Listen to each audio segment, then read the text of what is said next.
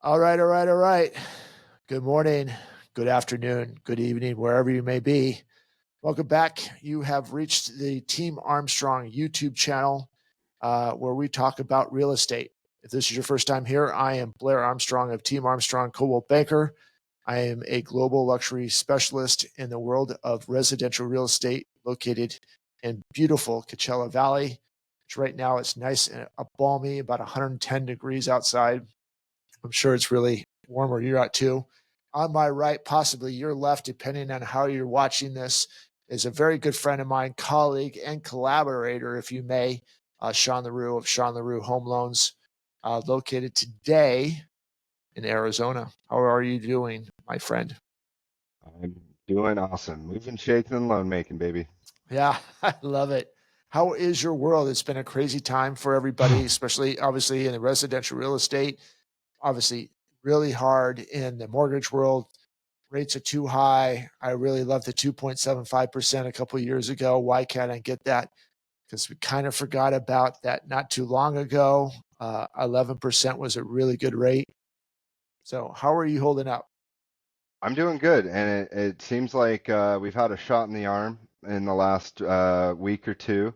Okay. Um, uh, Past clients are reaching out. Clients are getting off the fence. They're asking questions, making offers. And so, interest rates are in the high sixes, low Mhm. sevens. Um, they're down from 7.5 from where they're at a month ago. Interest rates are the best they've been in the last 60 days. And still doing a lot of home equity lines, but Mhm. what we're talking about today is going to be bridge financing. Yeah. And so there's a lot of move up buyers that are interested in buying, but they might have another property to sell.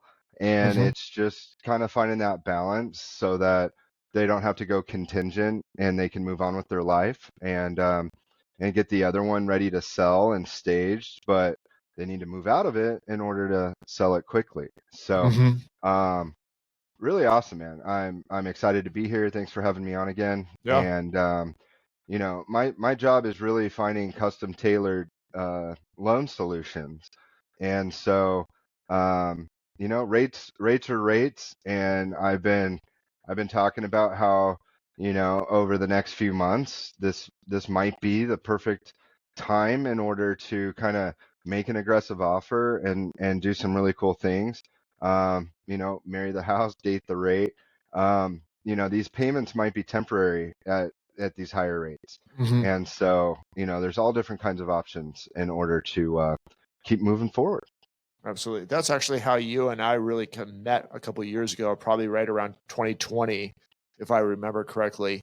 It was a little before that we met, but still kind of our really first transaction. I had some people walk into the office. Hey, we're looking about renting next year. We'd like to buy here. We're just not ready to do it. After a couple questions, which she coached me on, which was really awesome. So if you're a realtor out there and you're looking for a good lender, definitely take it. Have a conversation with Sean, see if you guys have a symbiotic relationship in there. But anyway, stuff that Sean taught to me about or taught me about with bridge loans was an opportunity for me. Like, hey, I know that the time is not ready for you, but if it comes sooner than later, just something to think about before you rent the next time.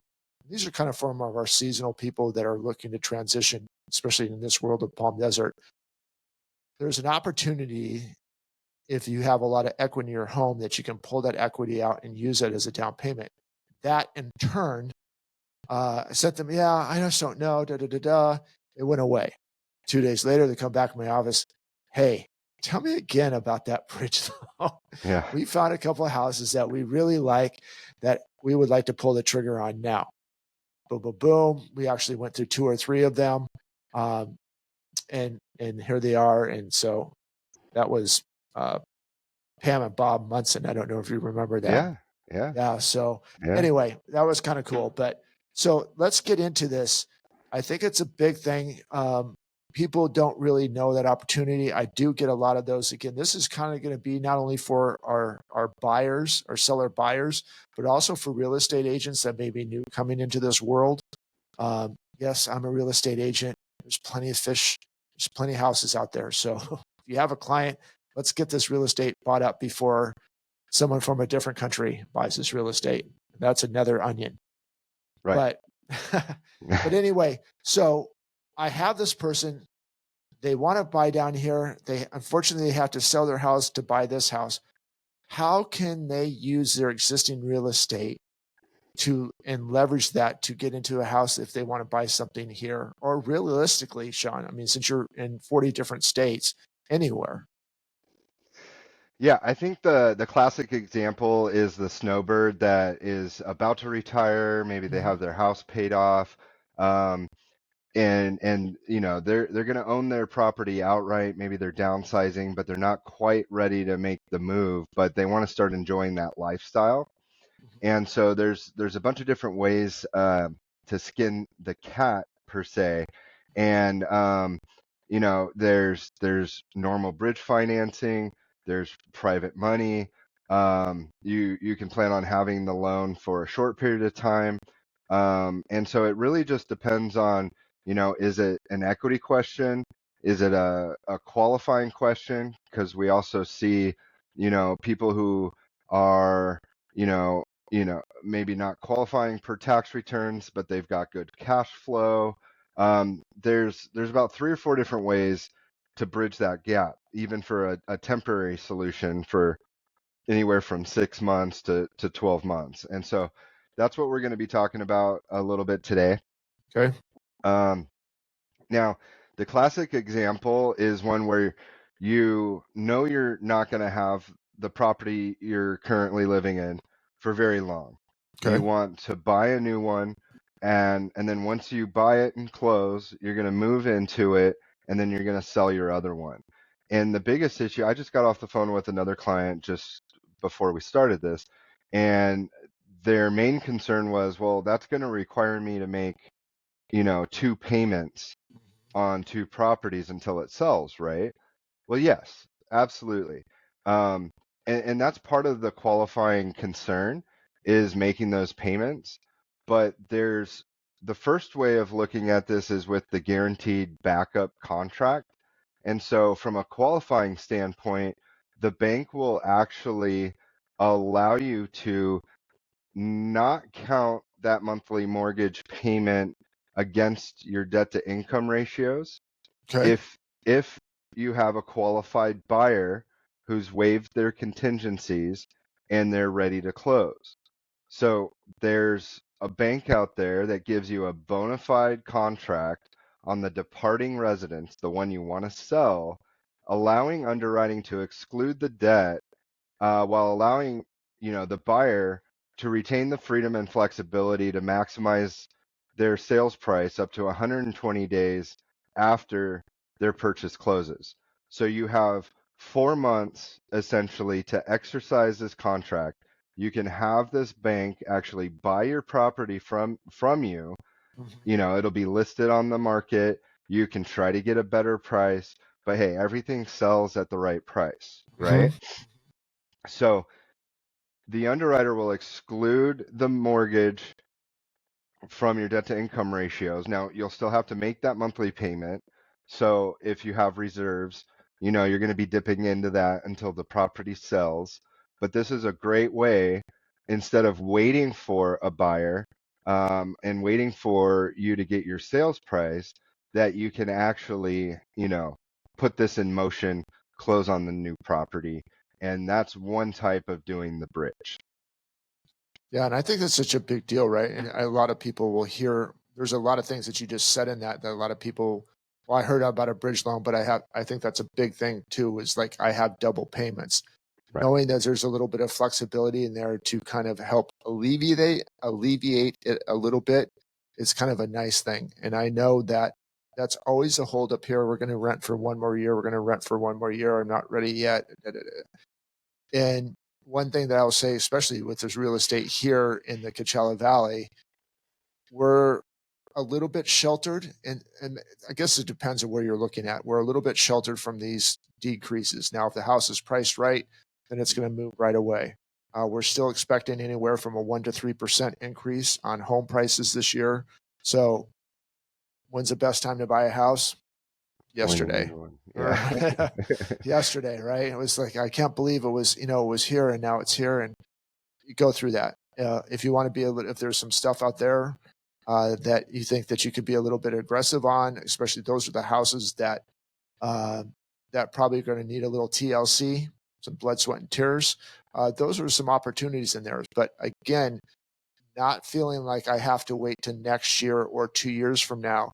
If you feel like the market is good, when there's not a lot of inventory, there's not a lot of buyers, and people are kind of holding off, now's the time to be aggressive. So if that opportunity, if you can take advantage of the opportunity now, especially with this bridge loan, I would strongly encourage you to talk to your mortgage officer if you don't, and then if you don't have one, obviously talk to Sean. That's why we're doing this stuff. We are a resource for you. So we're hoping with this information that you use us.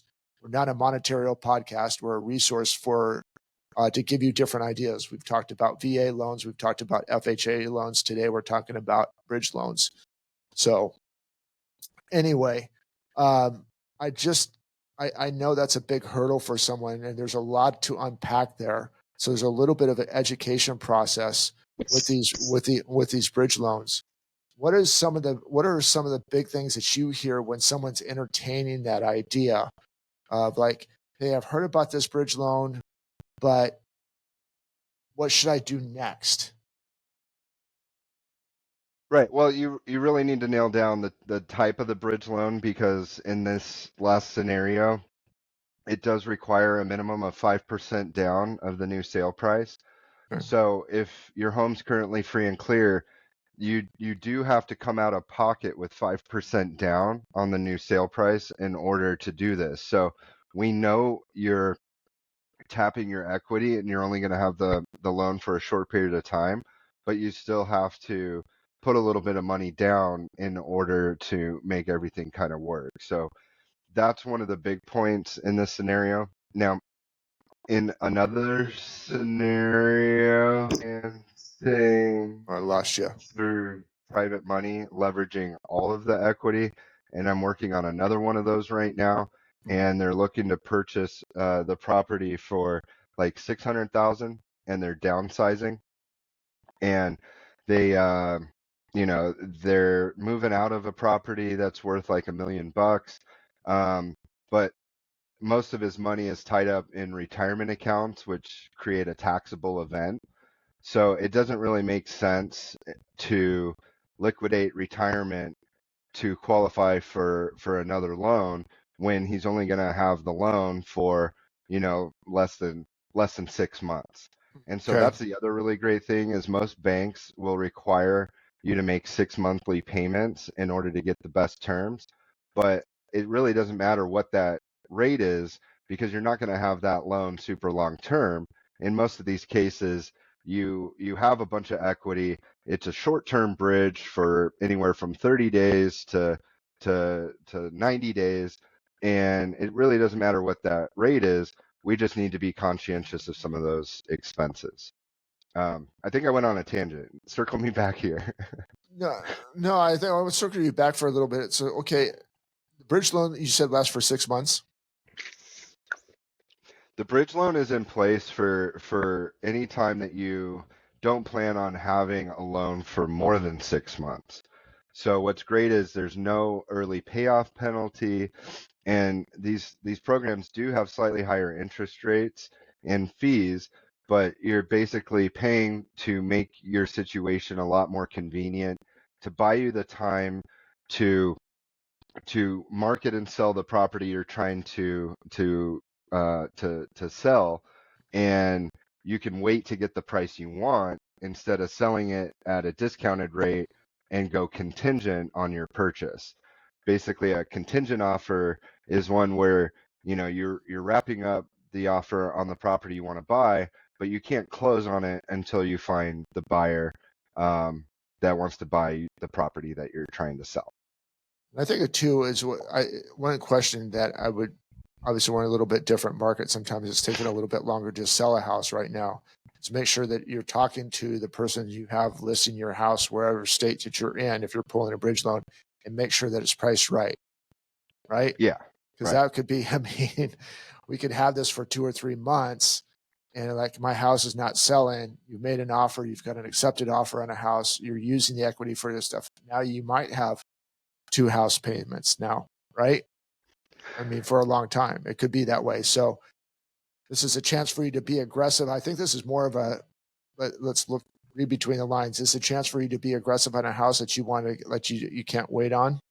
This is Right. also an opportunity to make sure that we're playing smart and we're not being greedy, trying to get every last dollar because your neighbor down the street sold his house last year for, $50,000 more or $50,000 less than what yours you think yours should be, and mine's in better shape. Whatever it is, we're trying to buy time and convenience, Right. right? So you're either going to price it high and wait to get your price, or you're pricing it, a little bit below market in order to get it done quickly. So it all depends on how much you love the property you're looking at purchasing, and it really depends on if that you want to move on it quickly and get it done quickly. You got to be reasonable with your listing agent, on the one that you're trying to sell. Are you going to chase the market out, or are you going to price it right from the beginning so that you can end that cycle and move on with your life? Have you had, I've only dealt with this once. I really like the concept to it. I suggested to a lot of people, us, we have a rental market as well. And when we're talking about a couple of years, and like, have you ever considered this? Um, I know we just talked about one of them. Is there something else that sticks out to your mind? Like, gosh, I learned a lot from this episode of a bridge loan. Probably will inform my client to do this next time we come into this opportunity of using a bridge loan. I think it's an opportunity that's missed a lot because there are a lot of loan officers out there that aren't taking the time to look at all of the options, and they just don't know. Mhm. I think a lot of times we have the blinders on and we're trying to give them what they're asking for without really taking the time to see, what their motivation is and how quickly they want to get it done. But there are so many different loan programs out there. There's a no ratio loan program now, no tax returns, bank statements, and they all require different interest rates, um, fees, terms, and it really just depends. And a lot of times, with our self-employed borrowers or high equity, high net worth clients, we're just so used to, and especially in the Coachella Valley, that there's just so much cash. Um, like 60% of the market's all cash.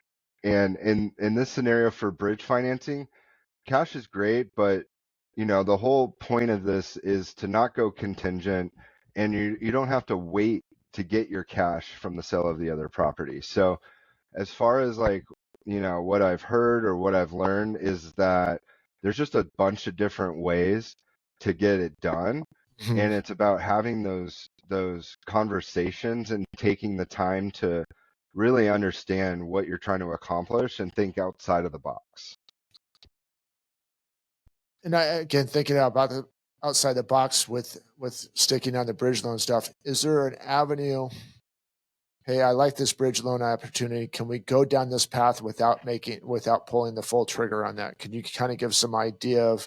Can you give them a roadmap? Like if you did this, it's going to be this. But there's another option. If you did this, we could do this. Do you Right. have? So Yeah, I so I want lay that out to. as like two or Yeah, three different options, yeah. That's what I'm and saying. having those conversations, I give you option A, option B, option C, and it's all about a different path, things for you to consider. And so, if you're not trying, if you have 5% to put down, this is your option. Hmm. If you don't qualify for, making both payments, and we need to put this option in place so that we can exclude your monthly payment on the property you're trying to sell, this is your option. If you're self-employed and need to go with a bank statement program or think outside of the box and leverage all of your equity, if you have a home that's free and clear, but you just absolutely find the perfect property, Hmm. you're making a transition, you're in transition, you're retiring, there's a different option. So it's really about having the conversations, understanding our clients, and laying it out so they fully understand. So I mean, we're talking in very vague terms, and everybody's Hmm. going to be a little bit different. I guess what I'm trying to convey is that, you know, you you're going to find whatever you're looking for on the internet, but Hmm. you really need to lean into your professionals and the people that you Hmm. trust in order to guide you the best for those decisions that you're making personally, because it's all based on your life, your dreams, and your goals for what you want to accomplish. Yeah, and I think that's a big thing too. And I love that you did put that kind of in a large nutshell. In the past, especially for some maybe of our seasoned buyers, there's been like one or two options, and everyone had to fit inside that box, right? Like you get option A or option B. If you don't fit in this box, then you're out. Now with the fluidity, especially in the mortgage world, the mortgage bankers looking for different opportunities to make sure they cast a wide enough net, right? So I have option B, option A, option B, option C, D, E, F. It kind of list keeps going on and on and on. So I think that's great that where some people, and this could be even for first time buyers right now. Yes, we're talking about a transition buyer from going from I'm working all the time now. I need to find either a second home or I need could be a second home, whatever. That there's so much fluidity in the mortgage world that having that conversation and really kind of saying, this is my idea, this is what I would like to accomplish. How can we piece this together to use this? It could be a short term loan, it could be a long term loan. But having that education that we're not used to having, I think is a big deal. And I think that you're right. And stuff that we do see on the internet sometimes can be going down a rabbit hole that we don't really want to go into sometimes, because then you're trying to decipher what are they really saying? How do I play out this? And then I'm now all of a sudden now getting four or five different answers. Right. Yeah. I think in the past it was just so easy to be an order taker, and we're Mhm. moving super fast. And yes, yes sir, I appreciate your business.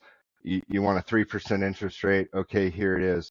um, but I've always been one that likes to take a little extra time to get to know my clients, answer all of their questions, educate them a little bit, and really um, see what the long-term solution in play is. Like, okay, maybe you're doing, XYZ right now, but like, what does 3 to 5 years look like down the Mhm. line for you? And so, I think it's been a big adjustment for a lot of loan officers to Mhm. kind of pivot, and offer more service, because everything's taking a lot more time with those conversations. But it's also really what I enjoyed most about my job Mhm. is getting to know my clients. And I know it's a relationship business, Mhm. and those relationships can only happen, if I'm asking questions and listening, and my care level's super high. So Yeah. um, I've never really been in this to make money. I knew when I started doing loans that if I continued to do the right thing and I was able to close loans, I'd be taken care of. And I've never really wavered from that. Closing a couple a month is great. I think I closed 30 loans one month. And that was just absolutely crazy, but it was a lot of fun. But you don't get the opportunity to have those conversations and get to know those clients. Fortunately, for the 30 loan month, a lot of them were past clients, so I already knew them, and so Right. it was a little bit easier, and everybody qualified. So, um, but yeah, right now it takes a lot of time, and I'm good with that. It just you got to find somebody who's not just transactional.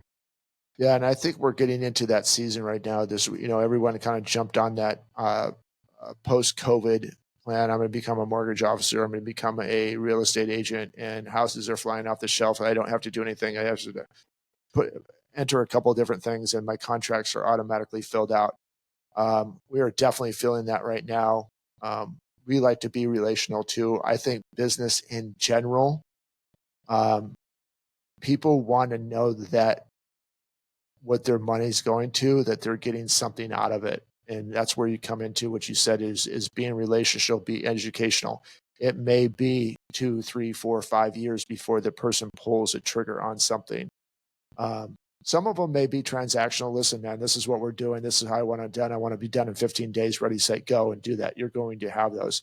But those are Yeah. becoming far and few between anymore, and staying in it. And the people that don't have the staying power, I'm sure that you're seeing in your industry, and I know that we're getting a little bit off of off topic here, talking about that. But what Sean said is super important. There is a massive education process that a buyer or seller buyer should know about. And with these different programs, again, it's not one box fits all. There's many different boxes that fit you and as an individual. Same thing with real estate.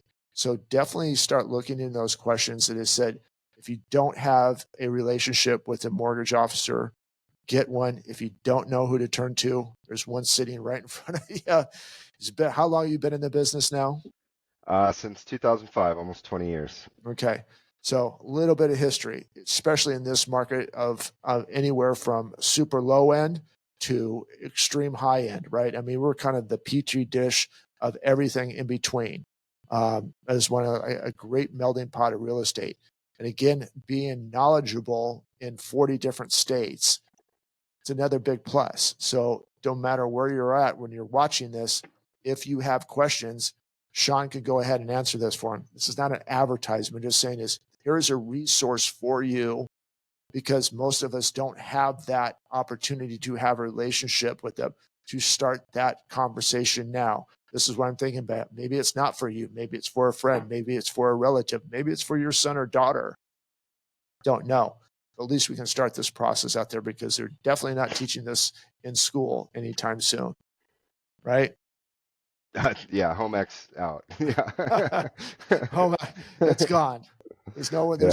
They're not talking about how to put together a mortgage on there. And again, you could probably try to YouTube it, but it's super confusing and how it fits you, and going down that rabbit hole. Your time is much more valuable trusting into a professional advisor, a resource person that can help you out through that. So, hey, Yeah. man, really good stuff today. Any final thoughts into you? If where are we in the mortgage world? I said, kind of as of right now, today is Wednesday. I think there were the 25th of June. So if you're seeing this or if you watch it afterwards, this is today. Today the rates are at what? They're at like 6.9, 6.8, maybe Okay. paying a point or so. There's all different kinds of ways of structuring it, doing rate buy downs. But we have no idea where the market's going to go. Obviously, I'd be playing the stock market if I had a crystal ball. Mhm. But there's, we think interest rates are going to continue to come down. You don't want to pay a lot of points up front in order to get a rate today. Mhm. And so we've got the 2-1 buy down program. You can get an interest rate in the 4 or 5s by temporarily buying it down. For a couple points, I was looking at one at 5.6. It all depends. But conventional rates are about 6.8, 7%, paying a half a point or so. Okay. And so they're good. They're down from about 7.5, 2 months ago. And last year we were in, the low 8s, 8.25 or something. So I really think as soon as the Fed drops the Fed funds rate, unemployment ticks up to 4.1, it's going to trigger kind of a cascade of the market. And you've really got the best leverage possible right now. We have rising inventory. People are still on the fence and you're not competing with a lot of buyers. So I think the next 4 months are going to be crucial to getting your sales price, because as soon as those rates get better, we're all shopping payment. But the payment's going to be the same with a lower rate if you're paying a higher price. So it's just a seesaw of just trying to find the right balance. Thank you for saying that, because everyone's like, I'm going to wait and wait. Cool. You saved 0.5%, but your house went up $50,000. So where did you save? Right. Where'd you I mean, save? Yeah. it's It just doesn't, it like, doesn't pay to wait is it doesn't. basically what I'm saying. Yeah. It doesn't say. So yeah, guys, again is, well, you know what? I used to be able to get a house. Stop looking at the price. It's okay to stair step you up to that house that you would really ultimately want. So if you have to get a little bit less cost house and maybe not have all the amenities right now, go ahead and take advantage of that. There's some great properties out there to take advantage of. Um, Build a ton of equity quick with a little blood, sweat, and tears. Some great rates out there. If the rates drop a 1/4%, whatever it's going to be, is the refinance. I'm just saying, and Sean just said the same thing, is if you see something, time to be aggressive. I know that there's sellers out there, they want, if somebody has something on the market, they want it to go away. So don't be afraid to make an offer. If you need some education of how to do that, go ahead and reach out to me. Super easy to find.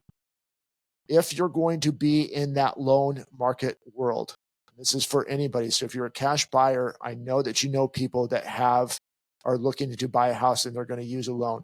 Start that relationship now. Do not wait 4, 5, 6, 7 months from now, because I think Sean's spot on. As soon as these things get adjusted, it's going to turn into another frenzy. And everything that you waited for, you just lost, because the house market, the house prices went up and the demand is, we're still in extremely low inventory, regardless of what you see is like, oh my gosh, there's 120 houses for sale. That's not that many. It's not that many. I'll use this for example. We have a very popular development out here, double golf course, country club behind the gates. In a healthy market, we should have about 60 to 70 homes for sale in a healthy market. Right now, it's been consistent. We're hovering right around 18 houses for sale.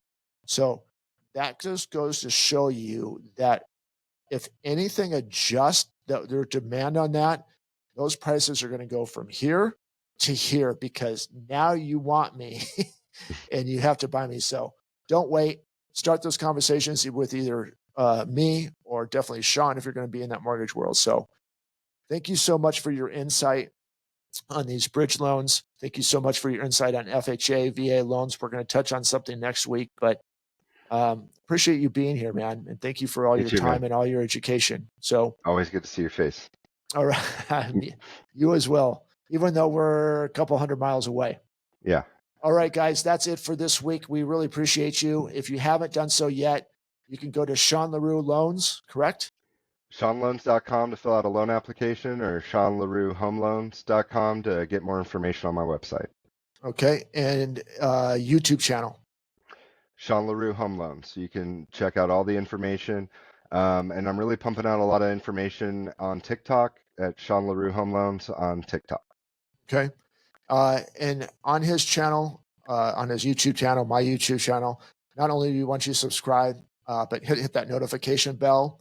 It's right there. So when we put out new content, just in case you miss it on Instagram or Facebook or whatever, it notifies you right away and it allows you to share that episode. So that's it for now. We'll talk to you guys next week. Thank you for all your support. Stay safe. Most of all, guys, God bless. We'll talk to you soon. Thank you.